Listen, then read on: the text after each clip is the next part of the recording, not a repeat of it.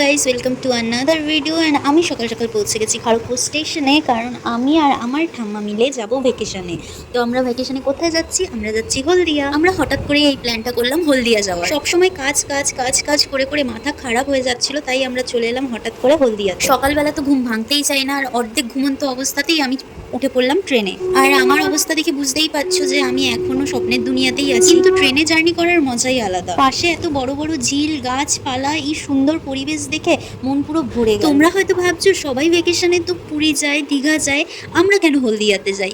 কিন্তু হ্যাঁ, আমরা হলদিয়াতেই যাই। তোমরা কিছুক্ষণ পর দেখলে বুঝতে পারবে আমরা কেন আসি হলদিয়াতে। আর দেখো, এখানে সব বাড়িতে সোলার লাগানো আছে। তো আমরা পৌঁছে গেছি হলদিয়া স্টেশনে। আর দেখো, এখানে একটা ছোট্ট পুচকি বিড়াল কি সুন্দর ছাওয়ায় বসে ঘুমাচ্ছে। তো আমরা ট্রেন থেকে নেমে উঠে পড়লাম বাসে, কারণ আমরা যাব টাউনশিপ। আর ওখানে বাস স্ট্যান্ডেই লাস্ট বাসটা দাঁড়ায়। হলদিয়াতে এক পাশটা গ্রাম আর এক পাশটা শহর। এখানে যেরকম টালির বাড়ি দেখতে পাচ্ছ, সেরকম কোয়ার্টার, পাকা বাড়ি, সমস্ত বাড়ি ঘরই আছে এখানে। আর দেখো কি সুন্দর সাদা সাদা বকগুলো এখানে ঘুরে বেড়াচ্ছে। এরা খুব ইকো ফ্রেন্ডলি, আর এখানের পরিবেশও খুব শান্ত। তাই এদেরকে ডিস্টার্ব করার মতন কেউ নেই, আশেপাশে পুরো নিরিবিলি। তাই এরা নিজের ইচ্ছে মতন খেলছে, উড়ে বেড়াচ্ছে। বেশি নয়, বাস স্ট্যান্ড থেকে 5 মিনিট হাঁটার পরেই পৌঁছে গেলাম দাদুর বাড়িতে। দেখো চারিদিকে কত সুন্দর বড় বড় গাছপালা, চারিদিকে সবুজই সবুজ। পাশেই আছে একটা বড় কৃষ্ণচূড়া গাছ, কিন্তু তাতে ফুল নেই, কারণ এখন কৃষ্ণচূড়া ফুলের সিজনই নয়।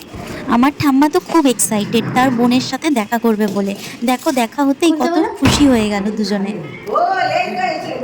ওকে, বাই বাই, দেখা হবে পরের ব্লগে।